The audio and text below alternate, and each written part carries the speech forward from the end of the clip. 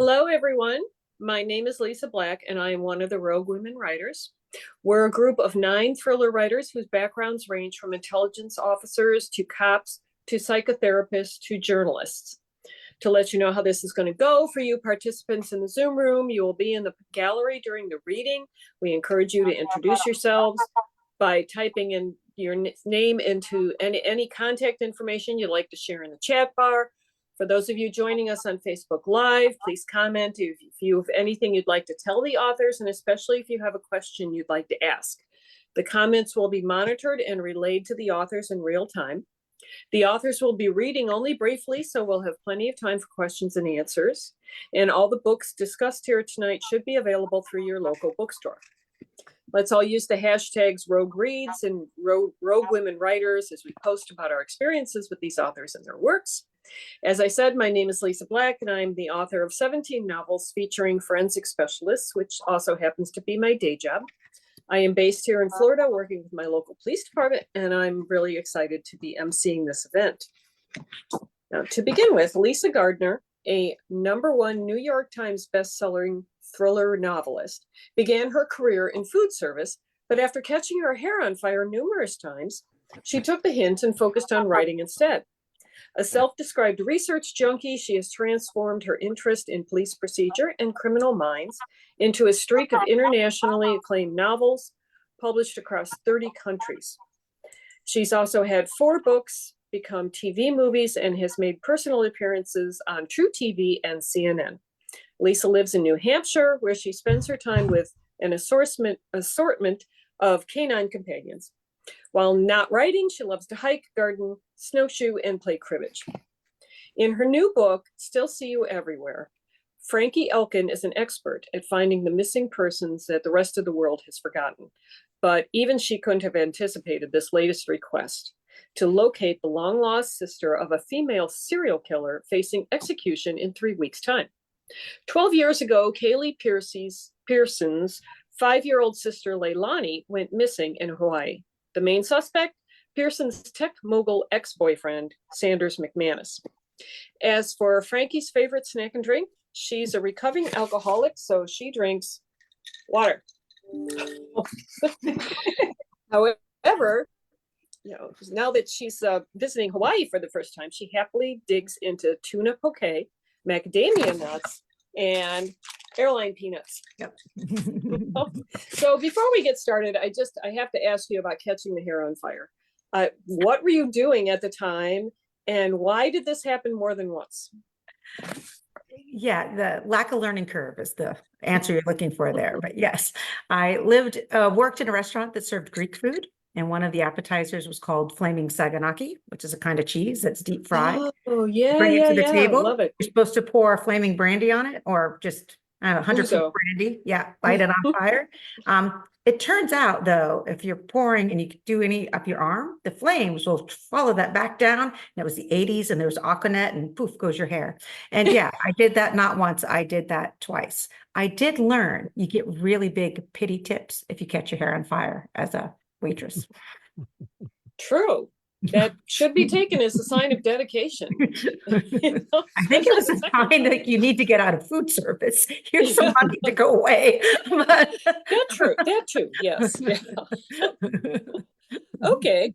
Our second author, Robert Dugoni, is the award-winning, critically acclaimed New York Times, Wall Street Journal, Washington Post, and #1 Amazon bestselling author, reaching over 9 million readers worldwide. His books are sold in more than 25 countries and have been translated into more than 30 languages. Several of his novels have been optioned for movies and television series. Bob is originally from California and practiced law in San Francisco for 13 years. Then he moved to Seattle, switched his legal hours to part-time, and worked away, getting a lot of rejection letters, but never giving up. A Killing on the Hill is set in Seattle, 1933. The city's in the grips of the Great Depression, Prohibition, and vice. There's been a murder at a social club on Profanity Hill, an underworld magnet for vice crimes only a privileged few can afford. The story is going to be front page news, and ambitious young reporter William Schumacher is the first reporter on the scene.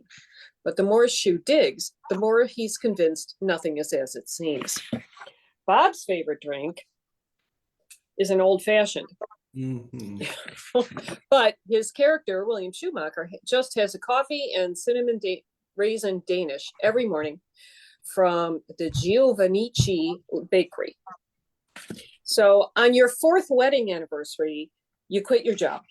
That's not the gift most wives would appreciate at that moment in time. So how did yours react?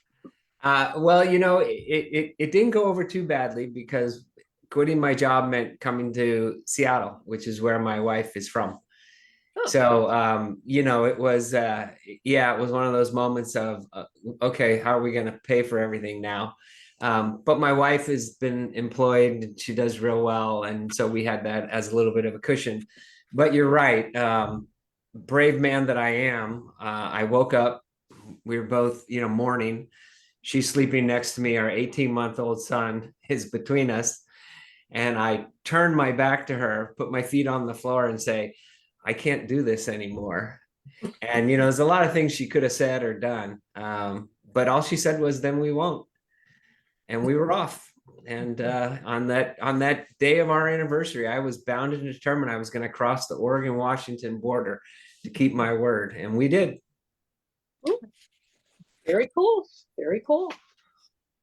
So, New York Times bestselling author of mystery novels and 7 nonfiction books, Anne Hillerman took over her father Tony's characters after his death. When she was young, grown-ups would ask if she wanted to be a writer, like her father, and she'd lie and say no, but admits it secretly she did. When she's not working, Anne likes to read, cook, ski, and travel. She lives in Santa Fe and Tucson with frequent trips to the Navajo Nation.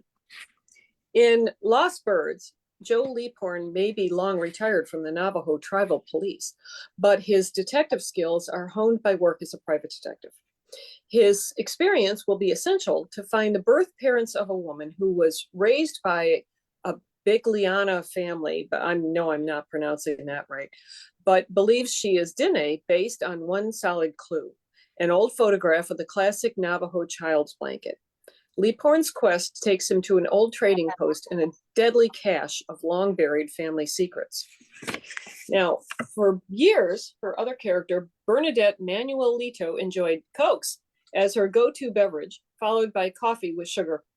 However, after so many lectures on the evils of sugar, and don't we all get those, she's trying to limit herself to just 1 or 2 Cokes a day and is experimenting with black coffee, preferably paired with Mama's mutton stew. So you began writing travel books, nonfiction books about travel. So what is your favorite place to visit and what is still on your bucket list? Oh, that's a hard question. Golly. Oh, I love San Francisco. My late husband grew up in San Francisco, and for many years, that was our go-to vacation place. We would usually go in June when it was freezing cold, but I still liked it, and it still stirs up really wonderful memories for me. Wow, where would I like to go? Gosh, my son and my granddaughter are going to Australia in June. Ooh. And I've never been there. And so I would love to go there, but I can't go in June because my new book is due the 15th. So maybe next June or maybe later this summer. Or you could get the book done, send it in early and go with them. You know, I mean, that's incentive. You gotta admit, that's incentive right there. That's right. That's right. Okay, our 4th author, Carter Wilson, is the USA Today bestselling author of 9 critically acclaimed standalone psychological thrillers, as well as numerous short stories. He has been an ITW Thriller Award finalist, a 5-time winner of the Colorado Book Award, and his works have been optioned for television and film. Carter lives in Erie, Colorado, in a Victorian house that is spooky but isn't haunted yet. In The Father She Went to Find, Penny is a savant, one of less than 100 in the world. But despite her photographic memory and superpowered intellect, there's one mystery Penny's never been able to solve. Why did her father leave when she was in a coma at age 7? And where is he now? On Penny's 21st birthday, she receives a card in the mail from him, just like every year. But for the first time ever, there's a return address and a goodbye. So as far as snacks and drinks, Penny is a 21-year-old savant with no culinary skills, and the year is 1987. So in the book, Penny goes to Hot Dog on a Stick at the mall and gets a corn dog. Who doesn't love a corn dog?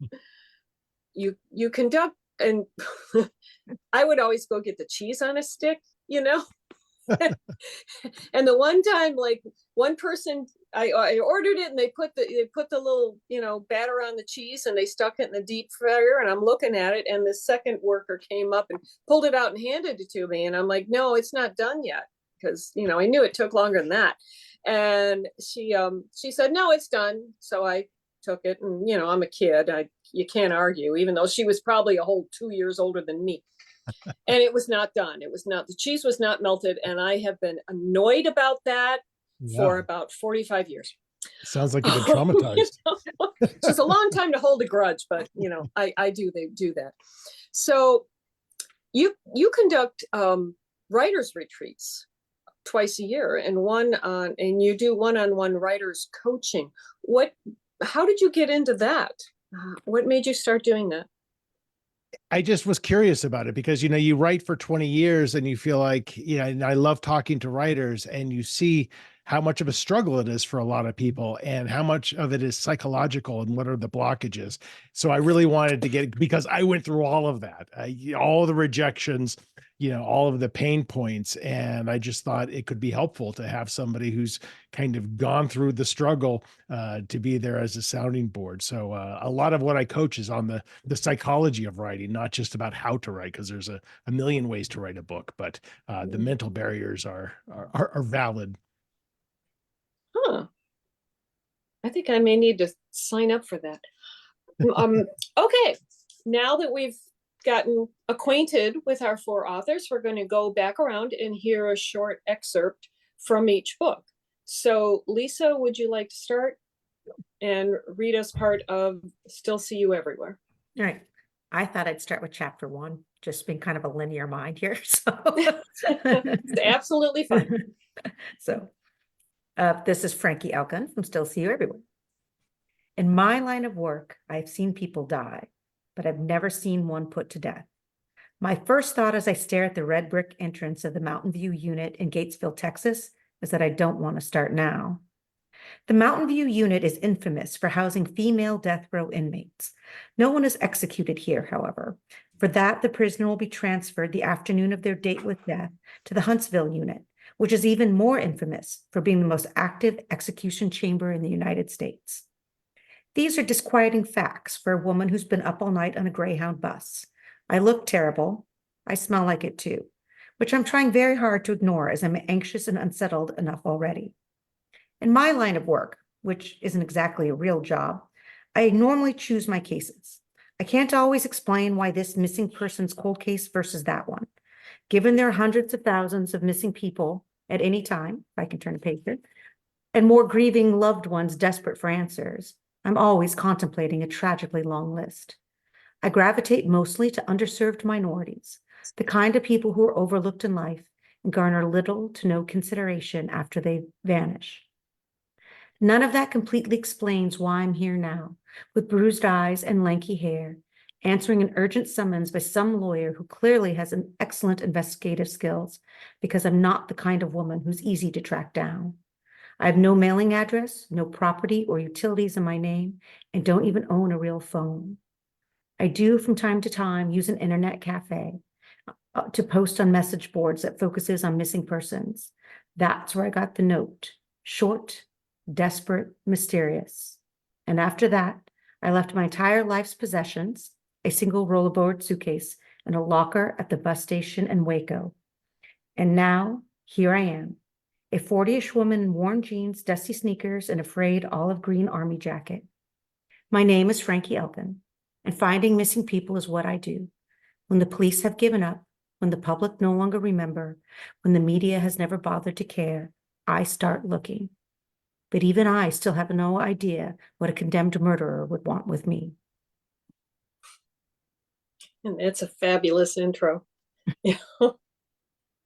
I learned how to start out books from you. I got to go fangirl here. I'm like Oh. a huge fan of yours because I'd read a number of them and I'm like, she's got this perfect, method down. It's like you always start with something kind of shocking that usually leaves a person either missing, sometimes murdered, but very often missing, because missing is always so much more interesting than murdered, because there's all sorts of possibilities there and there's so much to work with. But anyway, off me for a minute.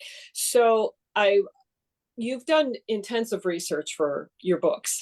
You say you're a research junkie. So what is the craziest thing that you've ever done in the name of research that didn't require lighting your hair on fire? Well, I will say for Still See You Everywhere, I ended up with 10 days in a remote atoll in the Pacific, where, yeah, you Wow. go to Honolulu and then it's a 3-hour charter plane flight after that. And then the plane leaves again, and you are now realize you're in the middle of nowhere with no Wi-Fi, no radio, no cell phone, with 12 complete strangers. And the ground appears to be moving all the time. And that would be the hermit crabs that are everywhere, but not nearly terrifying as the coconut crabs we discovered at night and the wolf spider that was in my cabin. That got very intense very fast. I mean, there's hands-on research, but I have to admit, I was like, this might not have been one of my brightest ideas. Especially the wolf spider. Really, that's one of those things I'd much rather see photos of and describe in a book than actually spend, 10 days living with one. Speaking of spiders, that was my next question, because you say you like to hike in the woods. Do you get nervous now about sitting on fallen logs or walking under trees after writing Say Goodbye? Because spiders have always been my bane since I was born. So, I mean, I didn't like them already, and that book really did not help. Yeah, Say Goodbye is my infamously spider book, which is not my fault. My 5-year-old daughter, of all people back then, was obsessed with spiders. And so what she brought home from the library to read at night is not unicorns and My Pretty Pony. We were reading seriously The Tarantula Keeper's Guide. I mean, if you're a suspense novelist and a mom, all you can do is go along with it and turn it into your next thriller. It's the only option you have. So for research, you could just go in your daughter's room and, Oh, she has fun now with plastic spiders. She likes to hide them in people's beds. Works. You can always hear the screaming of the guest or my mom when she's visiting to know. Well, grandmothers, they'll forgive anything. So, there is that. And you also said, I'm a forensic specialist. So, I've been working around dead bodies for going on 30 years now. But you said wet mummification was the grossest thing you've ever written around. What was your experience with wet mummification, and how did you write around it? Well, it started out with you have one concept for a book, which is I think I just wanted to do mummification.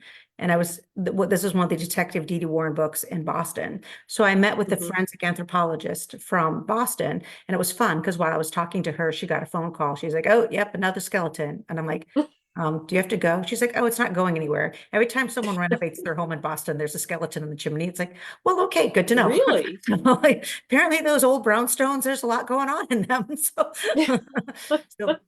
she was explaining the process for in the real world, what it would take to work a traditional mummification scene, let's put it that way. And, my book would have to be, and then wait 6 months, and then wait 6 months, and then wait 6 months. And I'm like, is there any way we can speed this along? And she's kind of like, well, there's wet mummification. I'm like, great, let's learn about that. So the experts always have the answers. True. That's, why they're helpful. Okay. Well, that's a lot of fun. Okay, let's go on. Unfortunately, we could sit here and talk about mummies all day and spiders. I would love to, but let's go on to our other authors. Let's go on to Carter, and let's hear part of the father she went to find. Great, thank you. Well, I'm not reading from the beginning, so just to quickly set this up, this is just a dream scene. It's very short. And Penny has left everything she's ever known. She's a savant, she's brilliant, but she does not know how to survive in the real world. And she's in search of her father who left when she was young. So I think that's probably about enough setup. In the void, there are images, a rare dream. And on a subconscious level, I'm concerned my brain isn't getting the rest it needs, instead being forced to work overtime. Worse, this is no fantastical dream with imagery bright and bold, but rather this dream is a memory, another fucking memory. And not even in my sleep can I escape the trappings of this wondrous and cursed mind. My father, there he is. I don't remember much from my life before the fall down the stairs. So my memories of Dad aren't etched in steel, but rather written in chalk on a well-used blackboard, fuzzy and indistinct. But in this dream, he's clear as a movie star on a 40-foot screen. Wiry and skinny with ropey veins on long pale arms, white t-shirt and blue jeans, bare feet, and a can of beer within arm's reach. He's on the front porch, and I decide I'm 6 in this dream. 6 and confused by love. My dad holds his Gibson acoustic guitar in his lap, the setting sun occasionally reflecting off the instrument's shiny golden body as he rocks forward and back while he plays, shooting light beams into my face. He sings as he plays, something about a woman named Cecilia and how she's breaking his heart, but the song is too upbeat to be sad. A smile pulls my face wide. Then comes my mother, nearly barreling through the screen door, storming this pleasant dream, like a boogeyman frothing to life from beneath a child's bed at midnight. Her words are muddled gobbledygook, but the tone is as clear as can be. You're worthless. You don't contribute. Stop singing and having fun when my life is so fucking hard. And such. Then she vanishes as quickly as she arrived, a vapor leaving a foul, acrid stench as a reminder of its intrusion. Dad locks his eyes with me, offers me a wink and a crooked smile. Says, we'll get it all figured out, Pen Pen. He always called me Pen Pen. Things will get better. She's just a little stressed. Fact is, might not hurt for your mother to see a doctor. I'm about to tell him we'll find a way to get Mom to take some pills. Anything that'll smooth out the constantly shifting tides of her emotions. But in this dream, my words are only muffled screams, so useless behind a closed mouth, and that alone is nearly the worst feeling in the world. The very worst feeling is what happens next, when my father says, "Darling, I just can't understand you," then sets a 6-string down in its cradle, gets up, and walks not into the house, but off the porch into the front lawn, bare feet and all, then up the street directly towards the setting sun, as if he has an appointment with it, and that orange glare sucks him whole eventually, and I know he's gone for good. And that's when I open my mouth again, and the words that come out are worthless because the person who needs to hear them is no longer there. Thank you. Wow. Wow. Yeah. Bring down the mood a little bit. Sorry about that. It's not all depressing. No, it sounds very fun just because of Penny is such an unusual character. Have you ever met anyone like Penny? I mean, what prompted you to create such a character? Where did the idea for her come from? Well, I hate to sound precious about it because normally my ideas for books just appear as an opening scene, and that's all I know. And I write that scene, and then I just figure it out one chapter at a time. But in the case of The Father She Went to Find, I started thinking about this woman. She just kind of started to appear in my head for a few minutes a day. And, I was in the middle of writing something else, and I kind of didn't know anything about her except for that I could see her and she was a savant. It was almost ghostly. And I thought, okay, if I'm not going to write anything down, but if I'm still thinking about this person 4 or 5 months from now, when I'm ready to write my next book, I'm going to figure out what her story is. And she was still there. So, but were you familiar with what a savant actually means? Because I'm not entirely sure. It just sounds like somebody who's a genius, like Monk or something. Yeah, I mean, vaguely. I mean, and so I took a lot of research, and I knew that most savants, which are rare, are born that way, and more often than not, that's also combined with autism. In Penny's case, I knew that she had I thought that she wasn't born like this. Something happened, so I researched, and there's a thing called acquired savant syndrome, where you can have physical trauma, and then you come out of that physical trauma and you're neurodivergent. So, you know, she has a photographic memory. She can draw with almost a photorealism, and she sees numbers as colors, and that's exceptionally rare, acquired savant syndrome. And in the case of 1987, there was 75 in the world. So not a ton of research on it, but I just knew that's who she was. So I had to, I had to dig into that a little bit. Very cool. So, on a personal level, like, I mean, like so many of us of authors, but maybe because we spend so much time alone, you love to travel. So same question as for Anne, where is your favorite place to go, and what's still on your bucket list? I mean, I think the best, and I'm a hotel snob too. I think the best place I've ever been and stayed is the Leopard Mountain Lodge in South Africa. It was just it's life-changing. But on my bucket list, I've never been to Australia or New Zealand. So those are, and you know, I have been amongst the penguins, as we were talking earlier, but I would definitely like to go back and have more of an immersive penguin experience. Well, what was so neat about the lodge itself, or what was around it? Or Yeah, I mean, the lodge was only 10 individual cabins, and you're just surrounded by the plains, and they would have to walk you back to your room at night, lest there be a rogue lion walking about. And it's just a beautiful place. And I went with my partner, and it was just waking up every morning to look out over the plains and see the, you know, the wild animals. And yeah, I love animals, so it was really special. very cool, very interesting. Okay, let's get to Anne and hear part of her new book. Great, thanks. So this is my new baby, Lost Birds. Lost Birds. And I'm going to read from the beginning because it's, you know, it's hard with mysteries. You don't want to give anything away. So, yeah. Okay. Joe Leaphorn awoke a little past 7 a.m. to a steady, irritating noise. He rolled over, pressed the pillow against his ears, and tried to ignore it. A moment later, he realized the unceasing beat came from his home phone that, thanks to cell phones, hardly ever rang.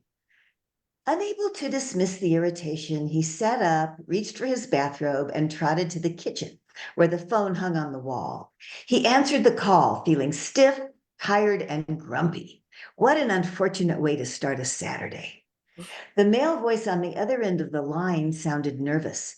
Lieutenant Leaphorn, this is Cecil Bowlegs. Remember me? I'm glad to finally get in touch with you. Among his growing list of pet peeves, Leaphorn had an asterisk on any question that started with remember. The man on the phone didn't wait for Leaphorn to say, no, I don't remember you. I understand you're a private investigator. That's why I'm contacting you. I need some help. First, tell me how I know you. Leaphorn wondered how his number, the number he never gave out, got into this Cecil person's hands. We met a long time ago, sir, when I was just a boy. Oops. You worked a case that involved my brother, George Bowlegs. Years ago, when George ran away, you were kind to me. You gave a card and you wrote this number on the back. I tried the station first, and they told me you had retired, but that sometimes you helped people with investigations.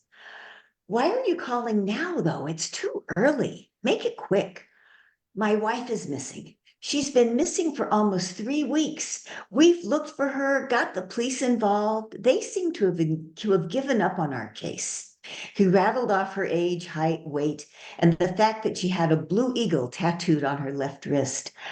I called you because I don't know what else to do. Because you found my brother, I thought, why did you wait 3 weeks to call me at the crack of dawn on a Saturday? That's a long story, but I called you so early because I've got to get to work. Leaphorn remembered Cecil as a shy, quiet child, boy small for his age. His heart opened. Okay, let's make an appointment and you can tell me about your wife. I'll see if there's something I can do for you. Thank you. Can we meet somewhere this afternoon? You'll have to come to Window Rock. I can do that after work. I'm the custodian here at Eagle Roost School, so maybe about 3 or... He was cut off by the intense noise of an explosion.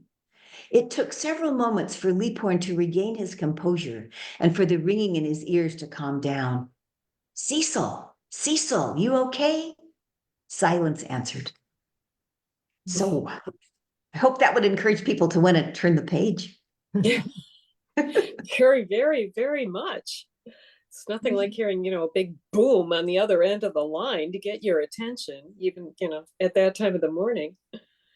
So I wanted to pull out this t-shirt that, apropos of nothing, but I still have, that I've had for probably 30 years, this t-shirt that's the cover for The Thief of Time by your father from Foul Play Bookstore in Columbus, Ohio. I was like so excited when I found that because it was just someplace we happened to stop, and I'm like, oh my gosh, this is so cool. Anyway, you also have 5 siblings. So do any of them write? Are they in the media? Do they work in media or publishing or in the field at all? No, I was the only, all of my siblings are adopted, I think, which was one thing that kind of led me to the topic of lost birds, which deals with adoption. But Oh, no, yeah. luckily for me, none of them were really interested in writing. One of my brothers is an airline mechanic. One of my sisters is a visual artist. The other one worked in a hair salon for a while and then focused full time on raising all of her daughters.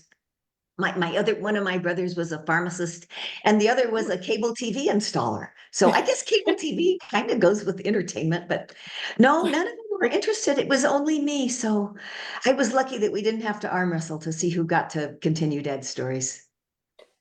That's true. That probably could have been uncomfortable. But the nice thing about a big family, like, I have too, is you have plenty of resources when you have a question. It's like, what does a Coast Guard cutter's, icebreaker ship do? And I can call my cousin's daughter, who's a doctor, and say, is there a database of what prescription drugs people are getting? And it's very, very handy having, because they have to help you because they're family, they're kind of Or obligated. else they end up in your books. So they have to watch out. True. So now, of course, you have this very successful TV show, Dark Winds, that I've been addicted to since it started. And so how has that changed your life? Basically, having this TV show going on at the same time, how has it affected your life and how has it affected your writing? Well, I'm kind of embarrassed to say this, but I was never particularly a person who watched TV.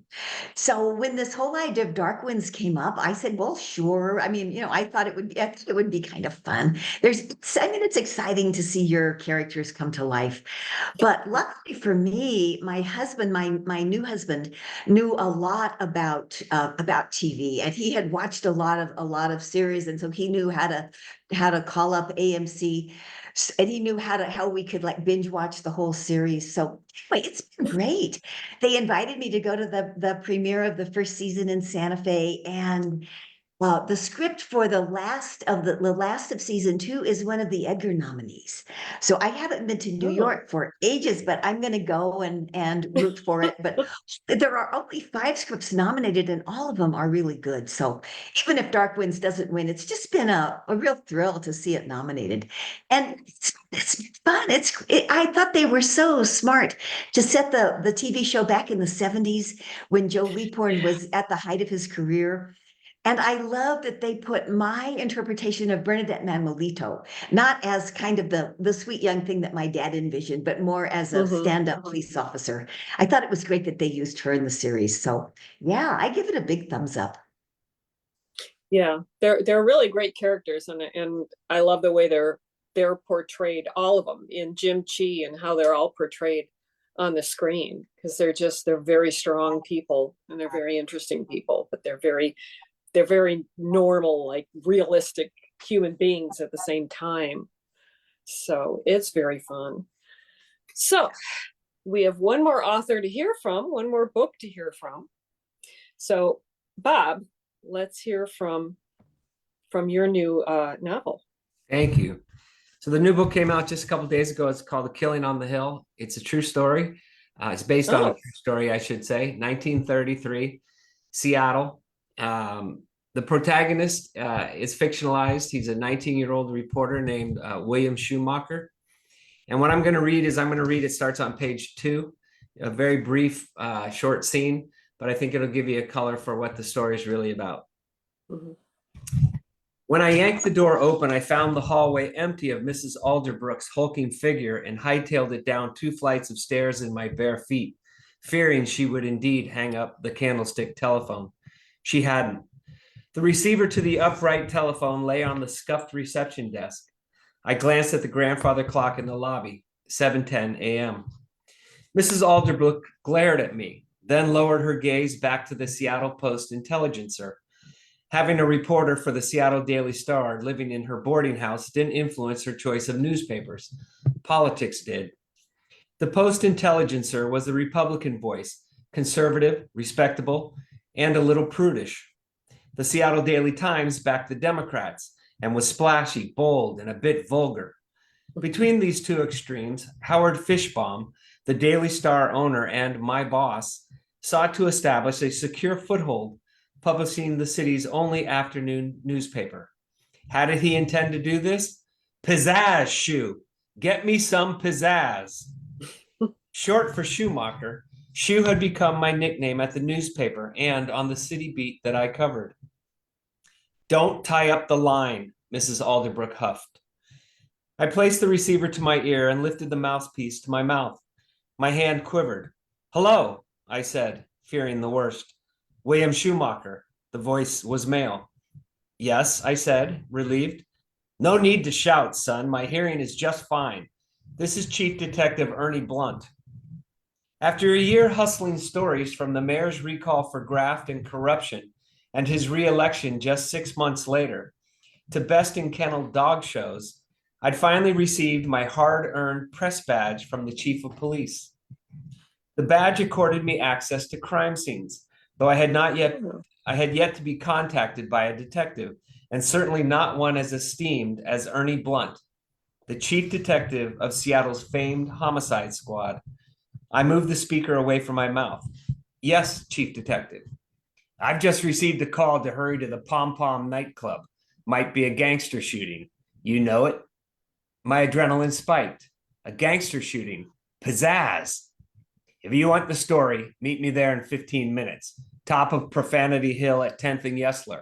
Can't miss it. Big white house. Profanity Hill, 10th and Yesler.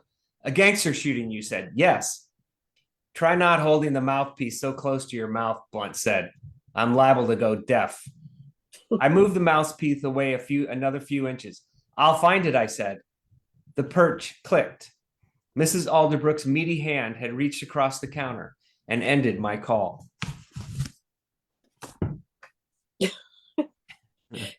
I mean, my first reaction is, what are you doing? Why did you hang up the phone? And who's Mrs. Alderbrook? And, but that's very interesting. I set one of my books around a newspaper in present day, but went into a lot of the history of newspapers. And it's hard to believe now, but the police used to work pretty much hand in hand with the press back then, because they could provide information for each other, and they would use the press to put information out, to get tips and get people to talk to them and everything. And it's kind of, like I said, it's kind of hard to believe now, but they really did. They really let the press. Yeah, they did. And it created a problem, because you had that dichotomy. It was 1933. The Great Depression is going on. People are starving. They're living in Hoovervilles. And Shu needs this job. He's come out from Kansas City. His mother has called a friend of a friend to get him a job as a stringer. He's kind of working his way up. And he's dependent on not getting his press badge pulled. So you can't write an article that the chief of police isn't going to be happy with. But at the same time, he's committed to writing an honest article about what the story's about. And the thing that was really interesting about Seattle in 1933 was everybody was in on the take. Everyone, from the newspaper boys at the corner yelling out, "Read it in the Daily Star."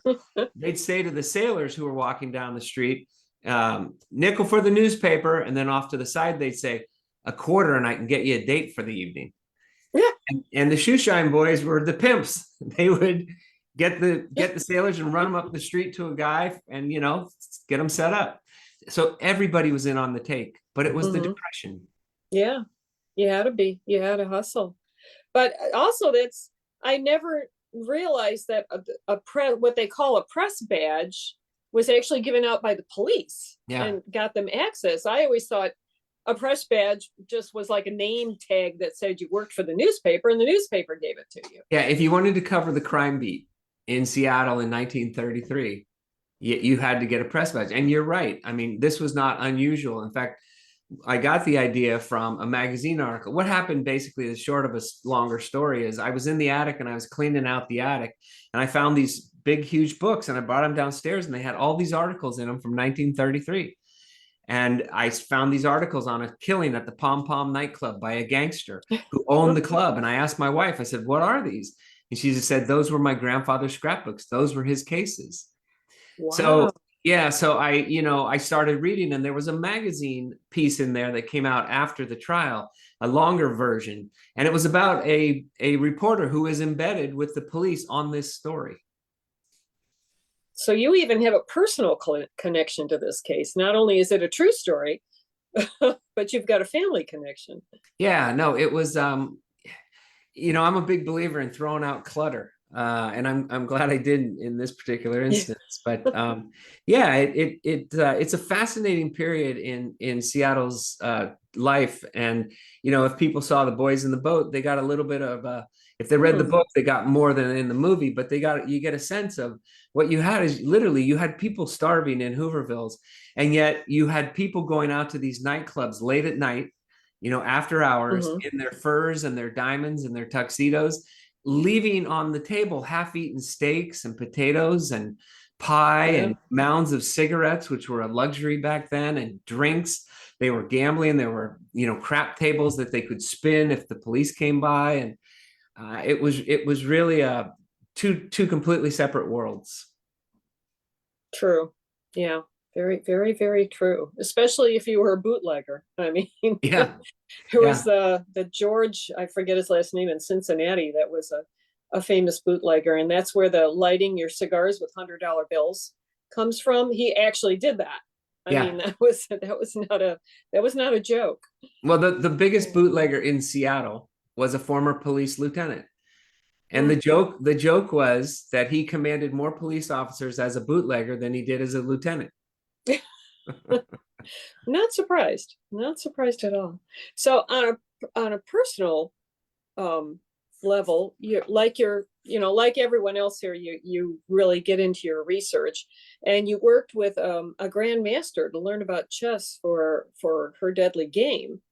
So do you have a wicked chess game now? Are you No, I'm did terrible. you get up to the master level?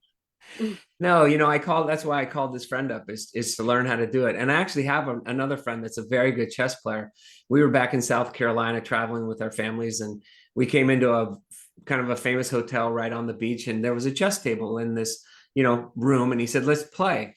And I said, "Jeff, I'm not really a chess player." "No, let's just play. We'll play for fun." He beat me in 5 moves. Yeah. Oh, well, that's rough. Okay. So I actually have one more question for Carter, and then we're going to do some round robin questions that I would like you all to answer. But Carter, I have to ask, your house isn't haunted yet. Do you think it's going to be haunted in the future? And Yeah, I think it's good to make plans. So, I like the idea of, hey, why can't it be me who gets to haunt a house? So it's an aspiration of all the houses in my area are Victorians, so they all look like they should be haunted. And I'm like, well, somebody has to be the first. So okay. Well, let's go back to Lisa for a minute with the first question: plotter or pantser? Do you Pantser. plot out your books, and how thoroughly do you plot before you start writing? Or do you? Pantser. No plotting. Get up each day and write to find the ending. And when people say they didn't see who did it, neither did I. So we're all good and surprised at the end. I will never understand how people work like how people can work like that. Okay, Carter, plotter or pantser? You could just copy and paste Lisa's answer. That's 100%. I've tried outlining and my brain just does. And like what you just said, Lisa, like I'll never understand people's ability to outline. It's beyond my grasp. So complete pantser. Okay, Anne? Yeah, ditto. Although somebody said to me, your first draft is just like a giant outline. So maybe I'm kind of a hybrid person. But if I went to the trouble of outlining it, I don't think I'd write it, because then it wouldn't have any surprise for me. And Bob? I'm a pantser. Tess Gerritsen calls her first draft her SFD, my shitty first draft. Yes. Yeah. And that's what that's what I would call it. I start and I get to the end, and it might not be very good, but now I have an idea of where the characters are going and why they're going there. Okay, I'm totally outnumbered here because that's rare. It's usually 50-50 from my experience. Yes, it really is. It usually really is. Okay, then let's go around again. Do you at least have a writing routine? And how strict is it? I mean, do you go by time, or do you just binge write when you get in the mood, or do you have, a word count each day, or what? Lisa? I try to write first thing in the morning, but I mean, one of the things that happens, I think we can all agree at this level of our careers, is all this other stuff comes up. We're traveling, there's conferences, there's business stuff, there's Zoom, I'm still doing media cycle for still see you everywhere. So my schedule's kind of nuts. So this is the time of year where I'm trying to cram in writing time, but I'll be honest, I like it when everything settles and I can get up early with my cup of coffee and my dogs and just write and be, left alone. There's a lot of real world going on in my life right now. I'm not so good at that. And Carter? Yeah, my writing routine hasn't changed in 22 years. I only write an hour a day. That's it. And as Lisa noted, there's so many other things that you have to do, being your life as a writer versus your life writing. So if I'm actively writing, that might be 500 words. And maybe I do that in 20 minutes. But if I'm editing or whatever, it's just an hour. So, but the key is every single day, 7 days a week, no exceptions. And you can get a book done in 9 months, which is a while, but that's my schedule. Very cool. Anne, do you have a writing routine, or how strict are you? Mornings are best for me, particularly when I'm working on the first draft. And some mornings it's really awful, but I try to force myself to at least put in 3 hours and then go on with maybe after research in the afternoon or something. And then once I get the first draft done, it is more binge writing. Then I really want to just get it cleaned up and get it done. So then I'll write as much as I can. But like Lisa was saying, then there's Zooms, and then you have to go to the bank, you have to go to the doctor, you have to take your dog to the vet. So yeah, it's frustrating, but I wouldn't do anything else. I mean, it's wonderful. And the book I'm working on now is at that really wonderful stage. So even though I'm here talking, part of my brain is thinking, God, get back to me. Come on. So yeah. And Bob? Well, I think I'm the compulsive overachiever of the group, because I write 6, 7, 8 hours a day, and I write Monday through Friday. I have really scaled back considerably on outside commitments because I am writing so much. I mean, I think I'll have 3 or 4 books out in the next 18 months, maybe 2 years. Wow. But that's what I love to do. That's what I enjoy. I'm not big on the social media. I've turned the social media over to my 24-year-old daughter. People have noticed that, wow, you've really gotten good at this. No, I haven't. I was wondering. I outsourced. Yeah, no, my daughter is brilliant. She's really good at it. So she handles all that. I don't travel as much as I used to. I just decided what I do well is I write books, and that's what I'm going to focus on. Very cool. Very cool. Okay. Okay, I'm I- gonna jump in here because we do have questions from the Zoom. Good. stuff, That's so what I was about to we need find to out. do this. So one of the questions, a good segue here, was an author wanted to know how long it took you to finish your first book, and how you all started to become as prolific as you are. Like, when does the moment you knew you were going to be a lifelong writer, and that you know, you were going to produce a book every year, and you were going to have these careers that you have? Did it just happen to you, or was it planned from the get-go? Oh, we're all It right really jumping just- on that one. Yeah. It just happened to me. I mean, after my dad died, I love those characters. And I thought, even if I never write another book, I have to write a book where Bernadette Manuelito rises from being the sweet young thing who brings the coffee into a full-fledged crime solver. So that was my motivation. And it took me probably 2 years to write that book, because I had never written a novel. I had never taken a class on writing fiction. So I was learning as I went. And then when I submitted that book, the editor offered me a 3-book contract. And I was delighted and absolutely stunned. And so then when you have a deadline, that's like big incentive to Mhm. write the next book and write the next book. But the other thing that happens is that then as the more I got to know the characters, the more different stories came to me, and different settings and different villains. So the whole thing then just kind of snowballed. But no, if I'd been smart, I would have talked to my dad about how to write this series, and I would have taken some classes and, all that yada yada stuff. But anyway, I'm glad that I'm doing it, and I'm really enjoying it. I was an overnight success. It's just the night was 15 years long. Yeah. Yeah. Me too. The jury master was rejected 42 times. It was 26 drafts. When did I know I was going to be able to do this forever? Is I quit my job in 2012 when My Sister's Grave came out and went viral. And I knew it then. I was like, okay, I don't have to practice law anymore. Yeah, I'll say, I like Ann, I didn't have any writing classes. I had no aspirations to be a writer. I just started writing a book kind of out of the blue one day in my early 30s. And that was the fastest book I've ever written. It took me 90 days. And by far the worst thing I've ever written. So I've never been able to write that fast again, because I've slowly learned what to do. But it forced me to be, what's that? Was that book published? No, my first 3 books didn't sell, but that first book, I got an agent with it, but it forced me to be curious about why am I doing this all of a sudden? And I came to the conclusion of like, I can't picture myself never not doing that. I will always do this, whether I sell anything or not. So I learned how to write books, 1 a year, while having a full-time job. And it's not that hard. That's the whole hour a day thing.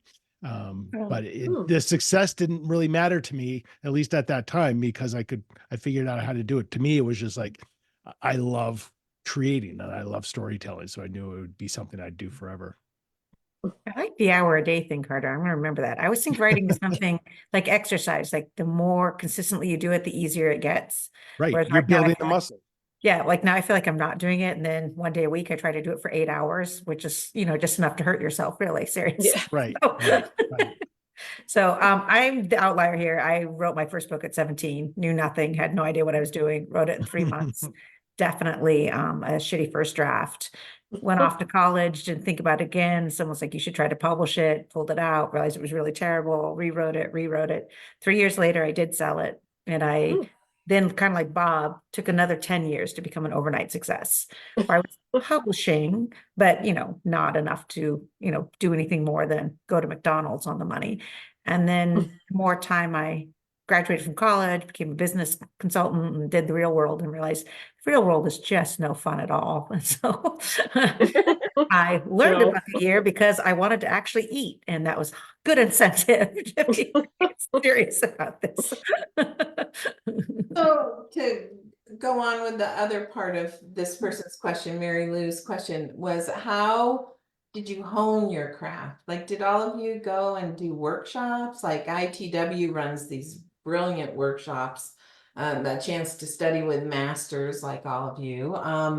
And how did you spend time doing that, or did you actually sort of just learn by doing it?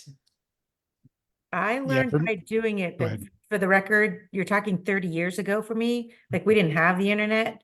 I didn't have the opportunity Sure. to do stuff. And boy, I'm sorry, because it would have been amazing. And one of the reasons I'm involved with ITW and other writing organizations now is because what an amazing resource. I mean, I really wish we'd had it when I was starting out. Yeah, same. I learned by doing and failing, but more importantly, being curious and listening to rejection. I mean, that's the most critical thing, because you have to share your work eventually. The Mhm. first time you share your work is not going to be when it's published. So you listen to people who are saying, I don't like this, and these are the reasons why, and you be objective about it, and you really take it to heart, and also finding the people who you trust to give you that advice. But it's a community, and it's invaluable. I learned partly from workshops. Before I started writing the mystery series, I was writing a lot of nonfiction. And I was doing that as basically a full-time job, but there's never full-time. So then a business partner and I started these workshops, and we had a lot of good fiction and nonfiction people who would come to talk, and they would talk for a couple hours about how to build good characters, or how to do dialogue, all of the kind of nuts and bolts stuff. And even though at the time I wasn't thinking I would be writing fiction, I think somehow it penetrated me. So then when I started writing, I kind of had that as a baseline. And the other thing that helped me was that my mother was a fabulous reader. She read a lot in the genre, and so she was basically my first editor, and she was very kind but very astute. And so I learned a lot. And like Carter was saying, I also learned how to accept criticism. Although you learn that also, my background is journalism, and I learned a lot of it, unfortunately, that way, or fortunately, whatever. So yeah, it was, for me, it was kind of a combination of do it yourself and get help from experts. Yeah, I was a journalist, and that didn't help me at all writing novels. Hence the 42 rejection letters. And I remember going to one of my first conferences, and I was sitting at a table, and all these people were talking about these books they were reading. Christopher Vogler's book, The Writer's Journey, the first draft. Saul Stein's book on writing. Donald Moss's book, Writing the Breakout Novel. And I went, wait a minute, excuse me. You mean there are books out there on how to do this? And I had an office in Pioneer Square in Seattle. I literally would walk down the street to Elliott Bay Bookstore. I'd go into the how-to section. I'd sit on the floor, and I'd pull books off the shelf, and I'd start reading them. And if I didn't have a lot of money to burn, so if the book spoke to me and it had some stuff that then I would buy it. And those are the books that I bought. And I basically gave myself a 2-year MFA sitting on the floor at an Elliott Bay Bookstore, learn how to do it. Okay, so here's some quick bite questions for people. What channel is Dark Winds on? And AMC, right? AMC. Okay, so to the person who asked, AMC is the answer there. And one author wanted to know, well, Clara O'Sullivan was on her way to finish Lisa Gardner's latest book, and she ran across this live, so she jumped in, and she has since gone to Amazon and bought everybody's book. Oh, So We I love want you. all to know that she went and ordered them all. Yay, Claire. But one of the authors wants to know where they can go, what bookstore you could recommend that they could get a signed copy of your books. Is there a bookstore they can go to, each one of you? My local independent is White Birch Books in North Conway, New Hampshire. And people call in all the time, and then they contact me, and I go and sign the book, and then we let out to you. So it's kind of the ongoing service. I'm doing a signing Sunday at Poison Pen, and Barbara Peters is wonderful about having me personalize books for anybody, and then she mails them out. And then my home bookstore in Santa Fe, Collected Works, I'm doing a signing there on Monday, and she's the same. And on my website, I list all my events. So if I'm doing a signing, any of these indie stores are really happy to take your money and have me say to Uncle Bob with love and send it on. Yeah, I'm going to be at Poison Pen Wednesday. I love Barbara. Yeah, next that's week. a great store. And Barb Peters is great about getting it out. And here in Seattle and Kirkland, where I live, Booktree, Chris at Booktree has a lot of signed copies of my books. Okay. Yeah, and I'm in Colorado, so in Denver, Tattered Cover. Yes. Beautiful bookstore. Has signed copies of my books. Okay, great. And so one final question, and then I'll turn it back to Lisa Black. Renee Herskowitz, who had to jump off actually, but is coming back to listen to the end, wants to know how many times each of you practiced reading out loud before you came on and read, because she thought you were all brilliant. Mm. Did you practice? Do you practice? I did not, but I narrated my novel, so I had a little bit of help. I practice only because I chose a passage that I hadn't read yet before, and I wanted to make sure that the time worked out. So if you look in my copy, there's a lot of stuff crossed out. Yeah, I'd say ditto to what Carter said. This is the first time I've had a chance to read from Lost Birds. So thank you guys for the opportunity. This is really fun. Well, they love it. The readers love it. They're commenting. We love hearing the authors read. So, and Lisa, did you practice? No, because I kind of missed that part of the memo till we logged on and they started talking about the authors will be reading from their books. And I was like, wait, what? You did a great job winging it. Well, I mean, so. I'm doing something tomorrow with the first chapter reads with Hank Philip Ryan. So that helped because I was like, I looked at the first chapter because we were trying to figure out what to read from. So that was useful. Good. Okay, Lisa. Okay, well, thank you all so much. This has been a wonderful evening, and I'm sure our viewers really enjoyed it. I have one more quick round robin question for us all.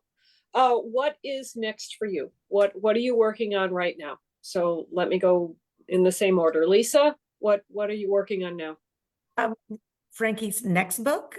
She goes to Tucson to look for a missing Afghan refugee. Oh, that sounds interesting. I mean, everything sounds interesting, but that sounds really different than what Still See You Everywhere. Carter, what are you working on? My next standalone thriller comes out in January. It's called Tell Me What You Did, and it follows a podcaster who confronts the person who killed her mother. Nice. Ooh, I like that. Very interesting. Anne, what you said you were working on a book now, so what is it? I'm what is working it about? on the 10th book in the series. One of the plots involves Navajo, Pueblo, other people who were basically kidnapped and taken to Phoenix for fake rehab. It's based on a true story. Ooh. And Bob? Wait, he has to tell us his next 5 books, apparently. Overachiever out there. He's not going to remember. Honestly, I just turned in Tracy 11. It's called Dead Draw. Beyond Reasonable Doubt, which is a legal thriller, second in the Kira Dugan, will be out next year, and a literary novel called Hold Strong, a World War II novel, will be out next December. So those are the next 3 upcoming. Oh, I love the historical ones in particular, so I'm very excited. Yeah, very neat. Okay, well, again, thank you all so much for participating. Thank you. For our viewers and our fans, please join us next month on May 20th to hear from Kelly Garrett, Omar Tyree, and Meg Gardner. Oh, great lineup. Be a It's good, a great show. It'll be a very fun lineup. And thank you again. Thank you, everyone. Thank you so much. Thank you. Thank you. Bye. Night. Good night.